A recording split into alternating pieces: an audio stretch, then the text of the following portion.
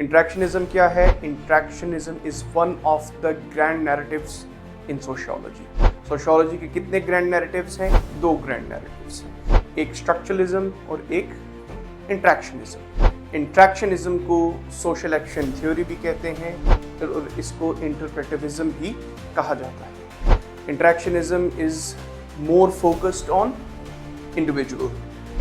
It's a micro-sociological perspective, whereas structuralism is a macro-sociological perspective.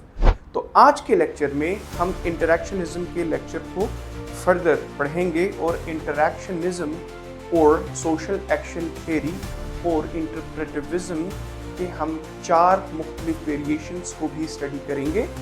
और इन चार variations को study करने के बाद हम ओवरऑल एक क्रिटिसिज्म इसका पढ़ेंगे।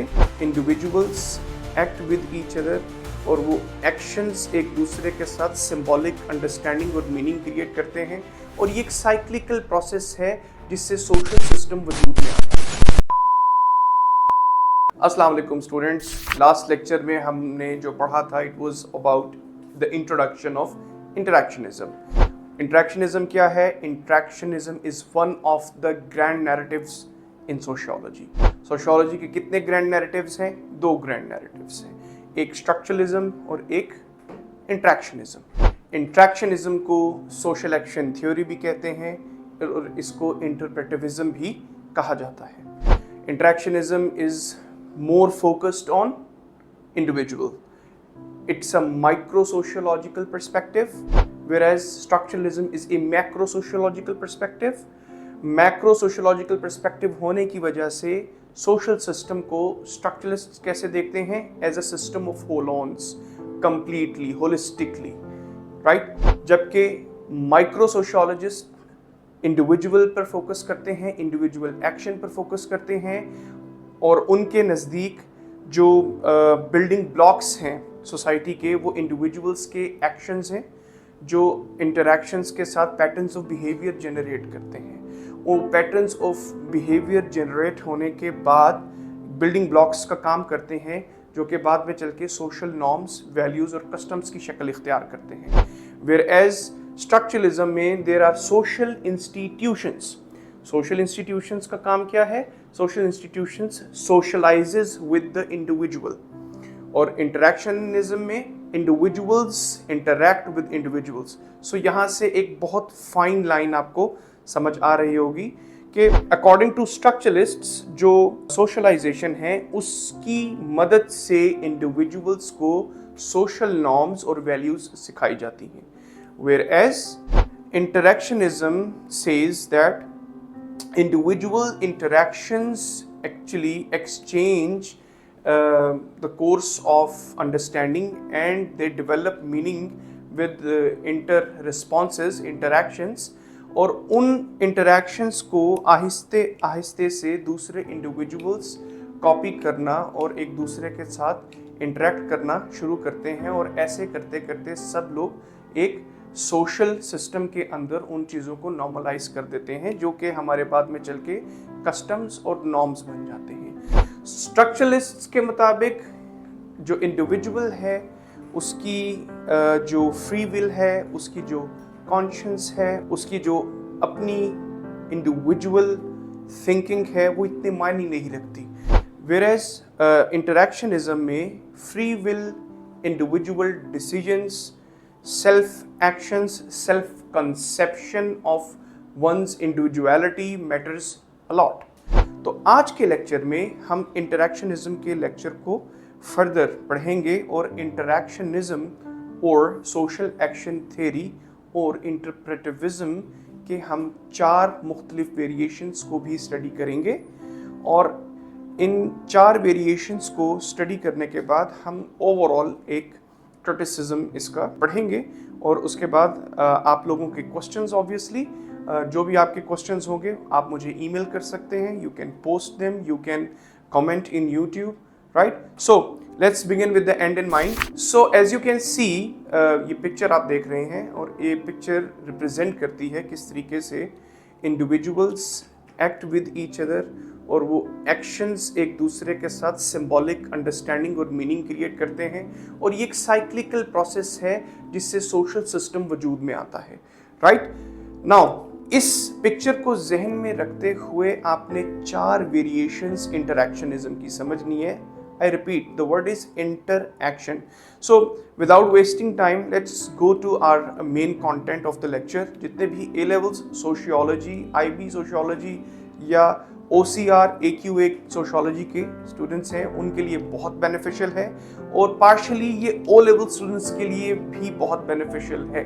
इसका कुछ हिस्सा जो फाउंडेशनल इसका हिस्सा है वो O levels सोशियोलॉजी के स्टूडेंट के लिए या IGCSE सोशियोलॉजी के स्टूडेंट्स के लिए भी वैल्यूएबल है। तो आप खुद भी देख सकते हैं और आगे अपने फ्रेंड्स को भी भेज सकते हैं। Right, so let's start from here.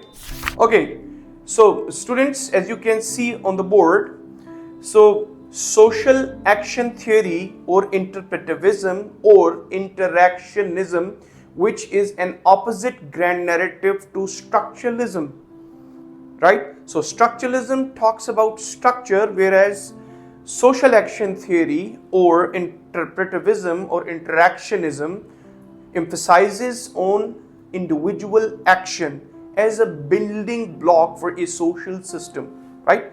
So there are 4 variations of social action theory or interactionism, or I would say interpretivism, right? So number 1 is symbolic interactionism, then we have dramaturgical theory or dramaturgical approach, then we have labeling theory, and in the end we have social exchange theory. ये 4 variations interactionism की ही हैं।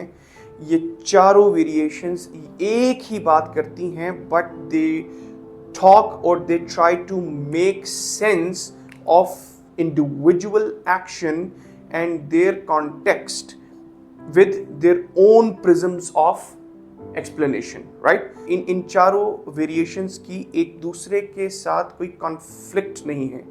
ये चारों variations 4 मुख्तलिफ तरीके से interactionism को explain करते हैं। बट उससे पहले इंटरैक्शनिज्म या सोशल एक्शन थ्योरी के जो फाउंडिंग पर्सन हैं, जो कि पायनियर हैं सोशल एक्शन थ्योरी के, he is max weber.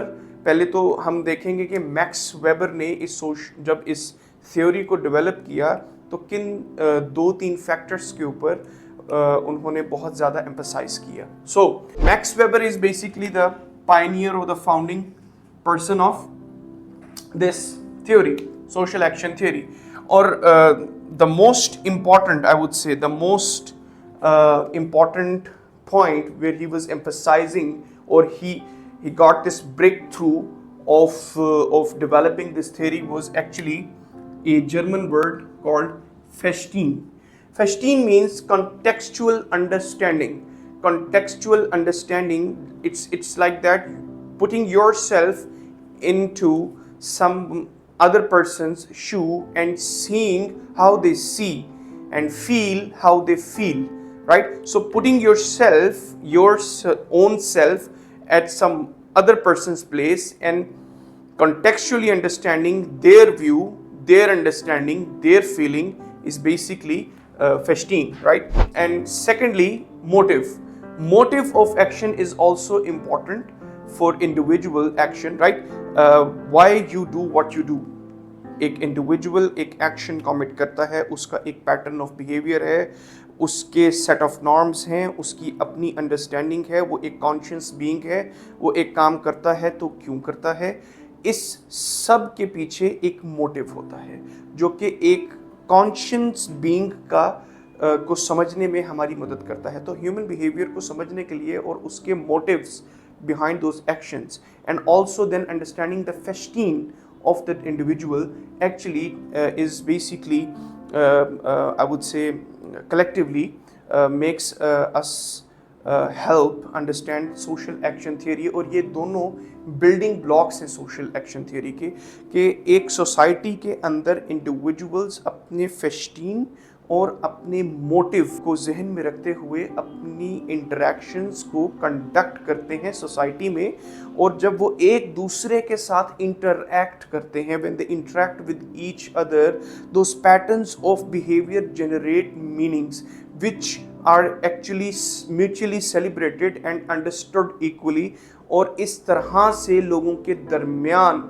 Values, norms और रूल्स जन्म लेते हैं और आहिस्ता आहिस्ता दूसरे इंडिविजुअल्स इसको फॉलो करना शुरू करते हैं एक दूसरे के साथ, और अल्टीमेटली एक सोशल सिस्टम बनता है, राइट। नाउ आप एक और चीज देखेंगे कि social action theory is not only talking about individual context, but also it is more interested in understanding the motive of action that individuals conduct, right? So social action theory is a more deeper explanation at a very micro, that is why this is a micro sociological perspective, बहुत ही atomic level पर, बहुत ही deeper level पर जाकर individuals के जो actions हैं, उनकी जो परसेप्शन है, उनकी जो अंडरस्टैंडिंग है, उनके जो development of meaning in their own context, their own understanding of how society understands them, right.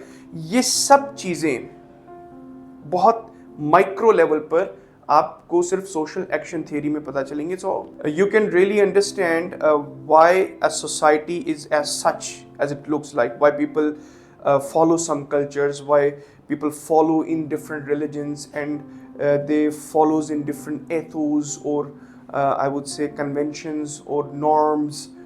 लोग deviant behavior क्यों अपना adopt करते हैं, resistance क्यों होता है society में, because इसको समझने के लिए आपको ये समझने की ज़रूरत होती है कि individuals society के अंदर चीज़ों को perceive कैसे करते हैं, उनका इंडिविजुअल कॉन्टेक्स्ट जो है वो कैसे होता है। सो आप देख सकते हैं कि सोशल एक्शन थ्योरी क्रिमिनोलॉजी में या इंडिविजुअल बिहेवियर को समझने में आपका बहुत बड़ा रोल अदा करती है। नेक्स्ट, सो सोशल एक्शन थ्योरी की जो पहली वेरिएशन है, this is symbolic interactionism. Symbolic interactionism basically is about how and why and what people assign meanings to symbols, the letters. For example, this is a pen, a board marker. तो अगर आप और मैं आज ये decide कर लें, आप और मैं आज ये फैसला कर लें कि ये पेन नहीं है, इट्स अ मोबाइल, तो whenever I say मोबाइल, तो ये पेन आपके दिमाग में आर्टिकुलेट होगा rather than a mobile, right? So symbolic interaction means that we assign value to symbols that are mutually understood among the individuals, right? So people assign value, और इसमें language का बहुत बड़ा रोल होता है। Language helps people communicate with each other, and it is the language who symbolizes, who gives different signs and symbols the meanings, and those meanings are then communicated from one individual to another to create a collective understanding, right? So secondly, symbolic interaction is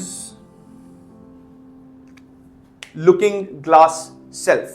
So एक sociologist हैं coolie, जिन्होंने इसके ऊपर बहुत काम किया है, looking glass self के ऊपर। आपकी ए लेवल्स की और ओ लेवल्स की बुक में ये मेंशन है। So looking glass self is like, it's very simple analogy, एक थ्योरी भी है और एक डॉक्ट्रिन भी है।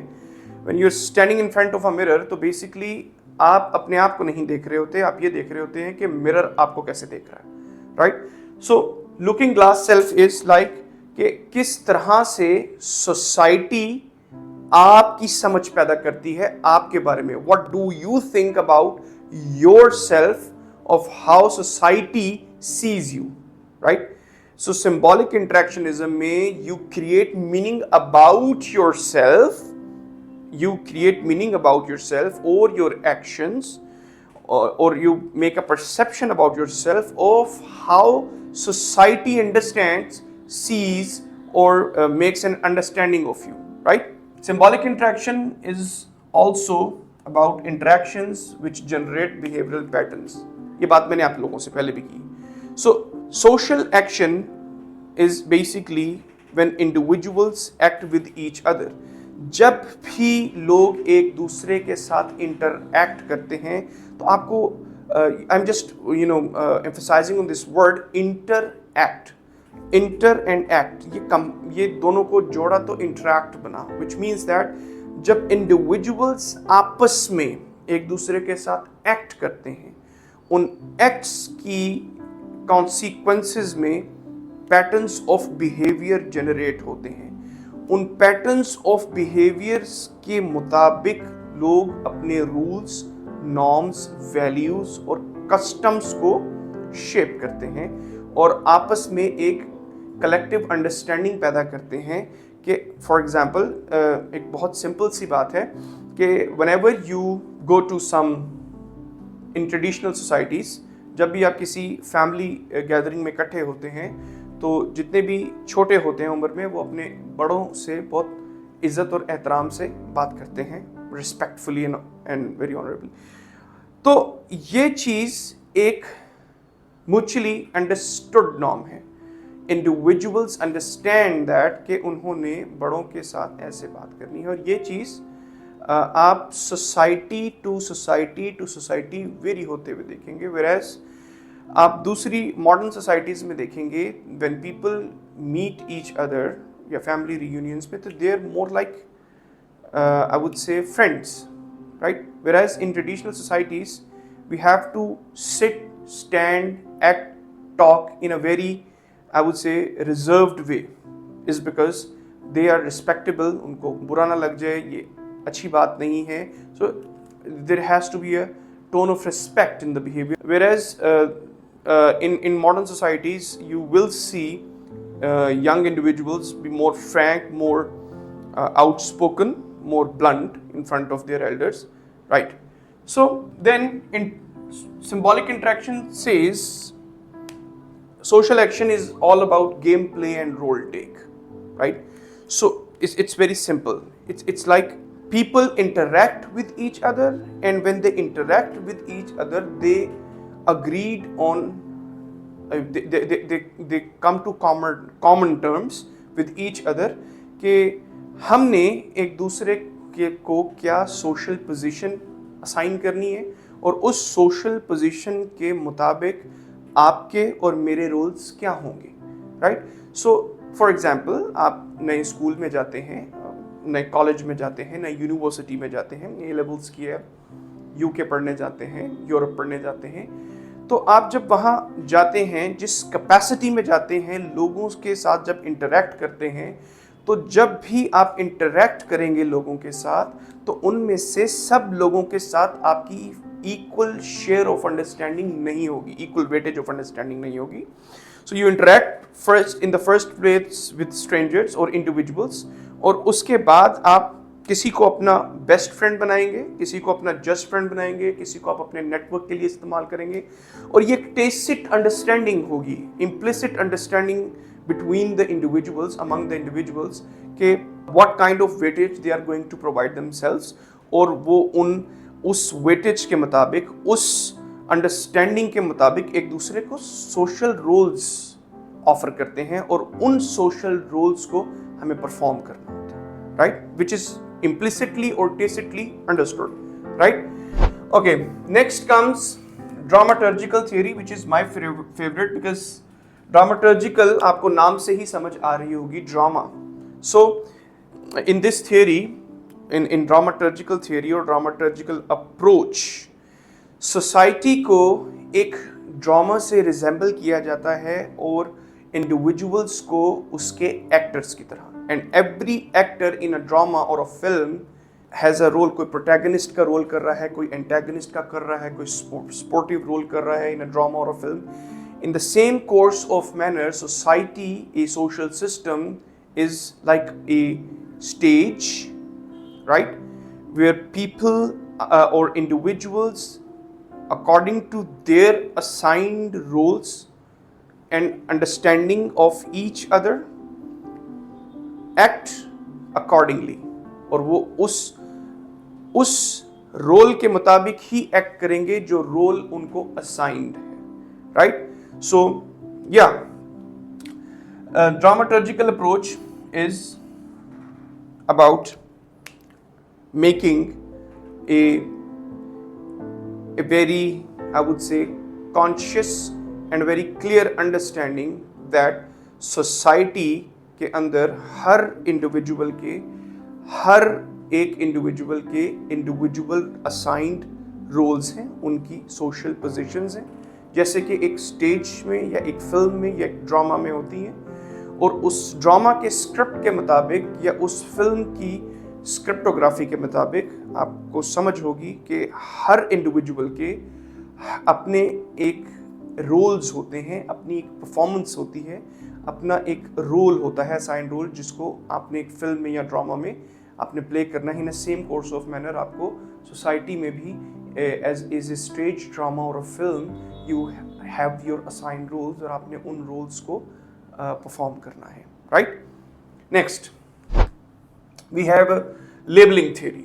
So labeling theory talks about how we it's a very strong word, but I must say that how we judge people according to their actions and label them and force them to act in a certain way. For example, we body shame people, we discriminate people on the basis of color. For example, हम लोगों को मुख्तलिफ नाम से label करते हैं। अगर एक लड़का स्मोकिंग करता है तो हम कहते हैं ये ठीक लड़का नहीं है। हम किसी लड़की के ड्रेस के मुताबिक उसके कैरेक्टर की जब जजमेंट करते हैं तो we start assigning different labels to हर character, and then that individual perceives themselves as a good और a bad person, as because again looking glass self, they see themselves how society understands them, right.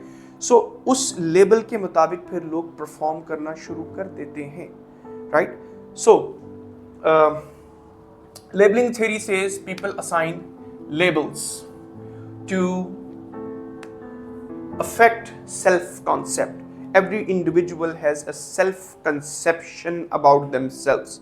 They have an inner understanding of themselves or of their social identity, of how society sees them or requires them to perform certain roles, or what is their social position in the society. So social identity and self-conception and individual is how individuals move about in the society. और उसके अंदर जब आपको individuals, आपके इर्द गिर्द के लोग एक certain लेवल में आपको टैग कर देंगे, आपको सर्कल कर देंगे एक लेबल के अंदर, वो अच्छा है या बुरा। तो आप फॉर एग्जांपल आपने कभी नोट किया होगा, एक इंडिविजुअल होता है क्लासरूम के अंदर, फैमिली में होता है, जो अच्छी पोजीशन लेता है, फर्स्ट पोजीशन लेता है, सेकंड पोजीशन लेता है, अच्छी फर्स्ट 3 टॉपर्स में से वो क्लासरूम के अंदर होता है, तो उसको लेबल असाइन कर दिया जाता है कि एक बहुत काबिल और अच्छा बच्चा है। और एक दूसरा बच्चा है जिसको ये लेबल कर दिया जाता है कि ये शरारती है, ये बदमज़गी क्रिएट करता है, he is mischievous person, he is disordered, dishonest and all that. So you will see that as you start labeling people कि आप पढ़ते लिखते नहीं हो और आप बहुत पढ़ते लिखते हो, तो जो बहुत पढ़ने, जिसको आप कहेंगे, जिसको आप लेबल करेंगे ये बहुत पढ़ाकू है, ये बहुत नर्ड है, ये बहुत गीक है, बहुत पढ़ता लिखता है, तो वो वाकई ही पढ़ना लिखना शुरू कर देगा और पढ़े लिखेगा। और जिसको आप कहेंगे कि यार ये तो बहुत शरारती है, ये इसका कुछ नहीं हो सकता, इसने क्लास का बेड़ा गर्क किया होता है, वगैरह वगैरह वगैरह, you start labelling people about individuals या छोटे बच्चों को इस तरीके से। सो दे, और वो आपको पहले से ज़्यादा मिस्चीवियस, पहले से ज़्यादा अनप्रोडक्टिव, पहले से ज़्यादा बड़ा प्रॉब्लम मेकर बनकर दिखाएगा। Is because these labels that we assign individuals affect their self-conception. The positive और negative labels guide actions, जो कि मैंने आपको अभी बताया कि आप किसी के ऊपर अच्छा लेबल लगाएंगे इंडिविजुअल के ऊपर, तो वो इंडिविजुअल सेल्फ कॉन्सेप्शन अपनी अच्छी बनाने की ही कोशिश में लगा रहेगा। जबकि एक इंडिविजुअल जिसको आपने बुरा लेबल लगा दिया है, तो वो अपने उस लेबल के साथ, क्योंकि it's like when you label people, एक टाइम के बाद जाकर, साइकोलॉजी अगर आप पढ़े हैं तो आपको ये समझ आएगी कि तो लोग उस लेबल के साथ कंफर्टेबल होना शुरू हो जाते हैं। फॉर एग्जांपल, आप लोग पहले डिनाइल में होते हैं, फिर रेजिस्टेंस में होते हैं, और फिर finally you start accepting your demons, and you think your way, the way society is asking you to think about yourself, the individuals, the labels associated with you are requiring you to act like, right? तो positive या negative labels आपके actions को guide करते हैं, right? Labelling can result in deviance, जो कि मैंने अभी आपको इसकी एग्जांपल दी है, और social factors determine labels, that is very important. For example, it always, labels are directly associated to the social factors associated with you.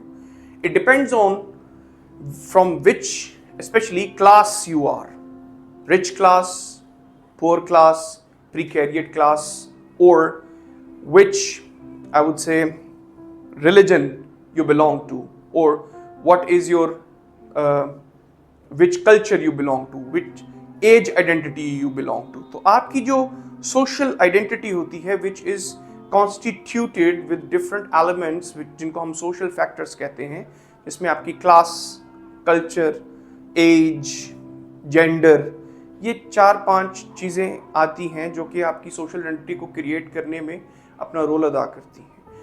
ये वो आइडेंटिटीज़ के फैक्टर्स हैं जो कि सोशल फैक्टर्स हैं. हम लोगों को, इंडिविजुअल्स को हमेशा लेबल करते हैं, राइट? उनके सोशल फैक्टर्स के साथ जो उनके साथ जुड़े हुए हैं, राइट? इसकी बहुत सी एग्जांपल्स आपको मिल सकती हैं, आप खुद भी सोच सकते हैं. For example, let's talk about of a person if he belongs to a rich family, तो उसके साथ ये लेबल हमेशा जुड़ा रहेगा कि whatever career he achieves, whatever achieved status he gets in the society, तो उसके साथ हम ये नेपोटिज्म का लेबल हमेशा लगाए रखेंगे कि इस बंदे को ये चीज़ इसलिए मिली है क्योंकि इसका जो इकोनॉमिक स्टेटस है वो रिच है. That is why he is getting all these benefits from the society, right? And this is what actually Marxists argue about in a capitalist society, about the rich class, right? So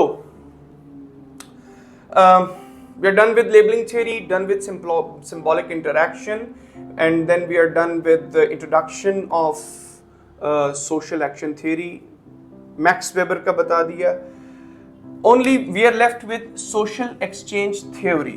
Now, social exchange theory is something I would like to talk in a separate class, जो कि अगली class होगी. But before that, I would like to discuss about the criticism of social action theory or interactionism. तो इसकी सबसे पहली जो, अगर आप समझते हैं, criticism आपके सामने आती है. पहली criticism ये है कि it negates social forces. Individuals इतने conscious beings हैं कि उनके ऊपर सोशल फोर्सेस का कोई इफेक्ट ही नहीं है, सोशल फैक्टर्स का कोई इफेक्ट ही नहीं है. फॉर एग्जांपल, पावर स्ट्रक्चर्स का कोई इफेक्ट नहीं है. That is impossible. तो ये चीज़ अगर आप समझते हैं कि एक इंडिविजुअल के कंट्रोल में सब कुछ, it is the individual actions who are actually in the end that counts. तो social forces, social environment that tends you to do things must not also be taken for granted. Secondly, voluntary human action. So, social action theory, micro sociological approach में जब individuals को power assign करती है, that they are the ones who are the perpetrators of actions, and on those actions the meanings and understandings are developed. Those labels, they have a choice to act on the label or not, or maybe they are going to act on a label that is assigned to you or an individual. तो यहाँ पे हम उनके behaviour को बहुत voluntary बना देते हैं, जबकि there are factors जो कि इनवॉलंटरी बिहेवियर को भी शेप कर रहे होते हैं. अगेन, दो social forces, right? Thirdly, self fulfilling prophecy. ये एक बहुत अच्छा क्रिटिकल पॉइंट है जहाँ पे हम सोशल एक्शन थ्योरी को 100% सोशल सिस्टम की एक्सप्लेनेशन और 100% आई वुड से परफेक्ट ग्रैंड नैरेटिव नहीं मान सकते। उसकी वजह ये है कि सोशल एक्शन ही, अगर if the individual and their action is the centre to the society, then why the cultures or the customs or the values or religions are out there actually? तो ये समझने की जरूरत है। तो फिर कोई रिलीजन भी नहीं होना चाहिए, कोई वैल्यू सिस्टम भी नहीं होना चाहिए, कल्चर्स भी नहीं होने चाहिए, कुछ भी नहीं होना चाहिए। बिकॉज अगर सब कुछ इंडिविजुअल या इंडिविजुअल के एक्शंस पे है और उनको पता है, उनकी एक सेल्फ फुलफिलिंग प्रोफेसी है, they are very conscious beings and they are in control and they do things or based on interactions, तो इसका मतलब ये है कि they have a self fulfilling prophecy based on the actions of the individuals. We can interpret their future actions, we can interpret their because there are patterns of behavior for things, right? So जो भी individuals के patterns of behaviours हैं, उनको देखते हुए हम उनके future को, इंडिविजुअल बिहेवियर को प्रेडिक्ट कर सकते हैं, which is completely, I would say, I am sorry, it's a strong word, it's absurd, right? So ये ऐसा कभी भी नहीं हो सकता कि किसी भी इंडिविजुअल के बिहेवियर को आप 100% प्रेडिक्ट कर सकें और उसको बता सकें कि एक इंडिविजुअल की बिहेवियर या पैटर्न्स ऑफ बिहेवियर ऐसे हैं तो ये फ्यूचर में ऐसा होगा, ऐसा नहीं होता, right? So now coming back to social action theory, इसके लिए मैंने जो नेक्स्ट लेक्चर है अलग से किया हुआ है, बिकॉज सोशल एक्सचेंज थ्योरी के अंदर 2-3 एलिमेंट्स या फैक्टर्स या एक्सप्लेनेशंस ऐसे हैं जो इनके साथ मिक्सअप नहीं होने चाहिए, राइट? तो इसकी एक अलग से वेटेज है, तो ये नेक्स्ट लेक्चर में आपको पढ़ाऊंगा। फॉर टुडे कोई भी क्वेश्चन आपको अगर यहाँ तक हो, starting from social action theory और इट्स इंट्रोडक्शन, और any term you need to understand, और any variation of interactionism you want to learn, you can, और अगर कोई आपको इसमें से वेरिएशन ना समझ आई हो तो यू कैन कमेंट और you can email me, you can WhatsApp us, right? You can reach me out. I'm very much easily available to my students, right? So inshallah next class में मिलेंगे. Thank you so much.